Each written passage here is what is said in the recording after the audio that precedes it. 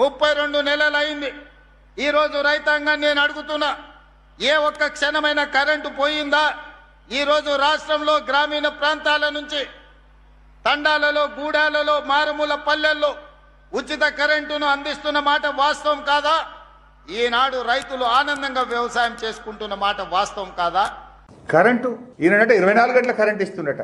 ఏ sub station పోదాం? నేను మొన్న సిద్దిపేట మండలం రాఘవాపూర్ సబ్ స్టేషన్ పోయినా, అంతకుముందు మెదక్ జిల్లా నర్సాపూర్ సబ్ స్టేషన్ పోయినా, అంతకుముందు నల్గొండ జిల్లా బొమ్మల రామారం సబ్ స్టేషన్ పోయినా. ఎక్కడ పోయినా 10-11 గంటలకు మించి కరెంట్ వస్తలేదు. నాట్ ఈవెన్ 10 అవర్స్ 11 అవర్స్ 24 గంటల కరెంటు మాయం చేసినావు. నీ ఇంటెలిజెన్స్ ఏం చేస్తుందో నాకు తెలియదు. రాష్ట్రంలో సబ్ స్టేషన్ల ముందు రైతులు రోజు ధర్నాలు చేస్తున్నారు. ఈ రాష్ట్రంలో ఏదో ఒక మూలలో మాకు 24 గంటల కరెంట్ వస్తలేదు, కరెంటు సరిపోవడం లేదు అని రైతులు ధర్నాలు చేస్తున్నారు. నేను పోయి లాగ్ బుక్ బొమ్మల రామారంలో చూసినా, నర్సాపూర్ లో చూసినా, రాఘవాపూర్ లో చూసినా